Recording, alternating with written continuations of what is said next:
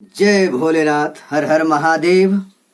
तो आज चलिए मैं जो भी जैसा दिमाग में आता है हम बताने की कोशिश कर रहा हूँ आपको, और खास करके पृथ्वीराज चौहान के बारे में जो भी मेरे ब्रेन में आता है वो बताने की कोशिश कर रहा हूँ।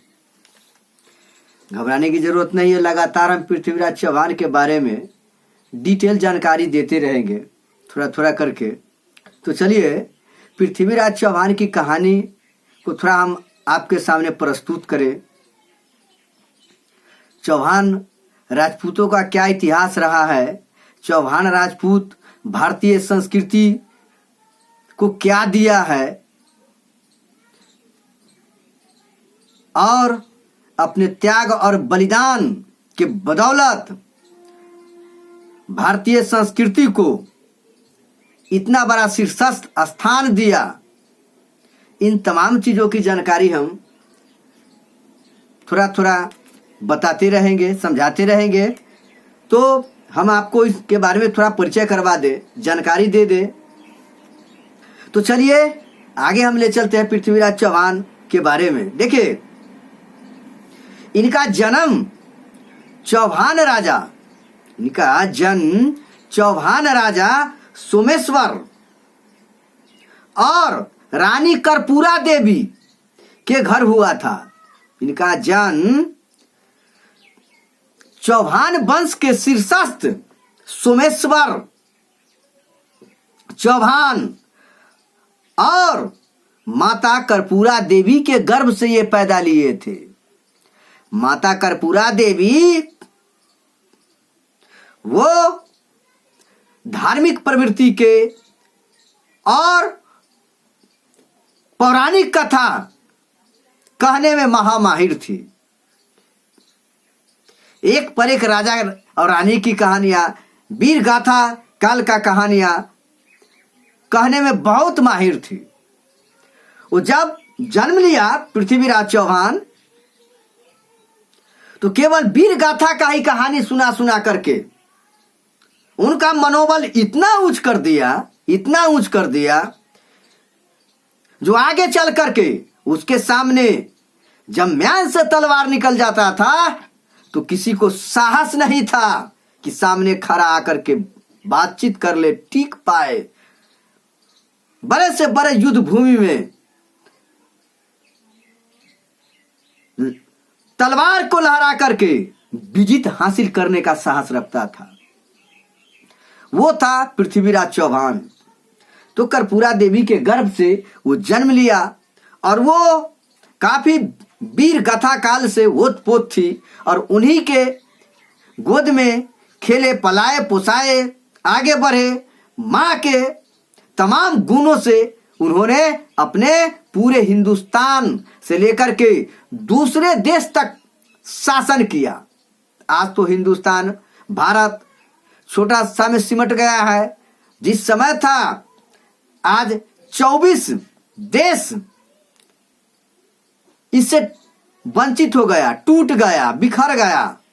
पूरे देश पर वो शासन करता था। इतना बड़ा साम्राज्यवादी संस्कार का शासक था चौहान जी, पृथ्वीराज चौहान को राय पिथौरा नाम दिया गया था।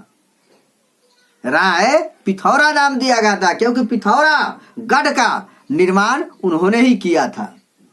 समझे ना, पिथौरा गढ़ का निर्माण उन्होंने ही किया था, समझे ना। तो इस तरह से उन्होंने अपने जीवन के तमाम कुर्बानियां, जब तक संयोगता से प्यार नहीं था, संयोगता के बस में नहीं थे, तब तक उनका लड़ने का तरीका, रणनीति तैयार करने का तरीका एक पर एक था। वो संयुक्तामय हो गए, जिसके कारण आधे से ज्यादा पूरे के पूरे वक्त संयुक्ता के पीछे लगाते थे, राज्य काल पर ध्यान नहीं देते थे, राज सत्ता कैसे चलाया जाए वो ध्यान नहीं देते थे, इसी में रसमय हो चुके थे और दूसरे पर भार को दे देते थे चलाने के लिए। तो एक दक्ष और निपुण राजा चलाएगा सत्ता सो और किसी के द्वारा चलवाएगा सो, उसमें आकाश जमीन का अंतर है। तो चलिए पृथ्वीराज चौहान 12वीं शताब्दी के दौरान अजमेर और दिल्ली के इलाकों में शासन किया करता था। कम उम्र में वो गुजरात के शासक भीमदेव को बुरी तरह हरा दिया था और राज सत्ता अपना हाथ में ले लिया था, दिल्ली का अधीनस्थ कर लिया था, अब अपने राज्य में मिला लिया, बुरी तरह परास्त कर दिया था भीमदेव को। चौहान जी दिल्ली में किला राय पिथौरा जो बनवाया था, राय पिथौरा बनवाया था, और जब उन्होंने बनवाया था तो उनका भी कुछ लक्ष्य था, इतिहास में एक अलग छाप देना चाहते थे। परिस्थिति किस तरह की करवट ले रखा उस वक्त, जो जानते हैं वो शब्द वेदी बांध चलाने में इतना बड़ा हुनर महारत हासिल किए हुए था कि शब्द सुन करके आपको वार कर देते, शब्द सुन करके वो वार कर देते, टिक सटिक मार देते, ऐसा हिट करते कि जा करके उसी जगह और उस पर खड़ा हुआ दुश्मन को साफ कर देते थे। इतना बड़ा शब्दवेदी बाण जानते थे।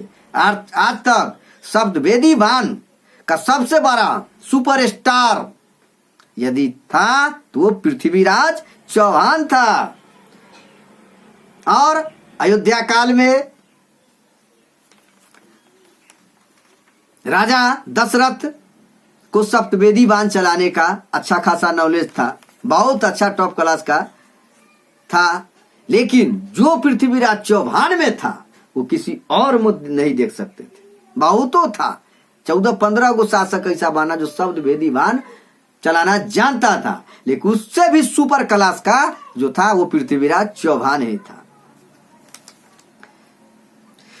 पृथ्वीराज चौहान की पत्नी का नाम संयुक्ता था, और 2-3 नाम था, संयुक्ता था, और बताएंगे नाम, कुछ ना कुछ तो बताते रहते हैं। साक्ष्य हम जब तक नहीं देखेंगे तब तक हम आपको गलत तो नहीं सजेस्टेड कर सकते हैं। तो पृथ्वीराज चौहान के पत्नी का नाम क्या था? संयुक्ता था। संयुक्ता, संजोगिता। पृथ्वीराज चौहान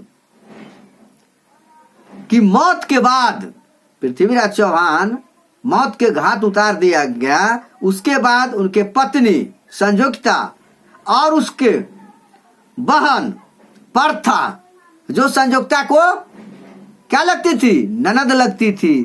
तो ननद भौजाई मिल करके उसी पिथौरागढ़ पर जौहर कर लिया था। पति का वियोग सहा नहीं गया संयुक्ता से, और भाई का वियोग भी प्रथा से नहीं सहा गया, जिसके कारण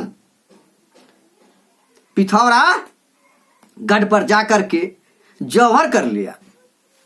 समझ गए ना? चौहान की हार को भारत पर इस्लामी विजय में एक ऐतिहासिक घटना माना जाता है। वही हारा उस समय से इस्लाम झंडा फहराना शुरू कर दिया।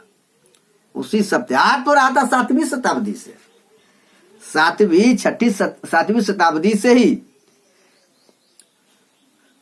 विदेशी सब आता था, किसी न किसी रूप में लड़ाई होता ही था। लेकिन ऐतिहासिक जो घटना थी वो पृथ्वीराज चौहान को हार के बाद भारत पर इस्लामी विजय का ऐतिहासिक घटना माना जाता है। समझे ना? तो चलिए मैं इसी के साथ अपने शब्द को विराम देता हूं। फिर हम कल बताएंगे पृथ्वीराज चौहान को मारने वाला कौन था, कैसे मारा। ये सब तो बता दिए, लेकिन कौन था, कैसे मारा, कारण क्या था, किस स्थिति में मारा गया, इन चीजों को हम जानकारी देंगे। ठीक है, चलिए, जय हिंद, जय भारत।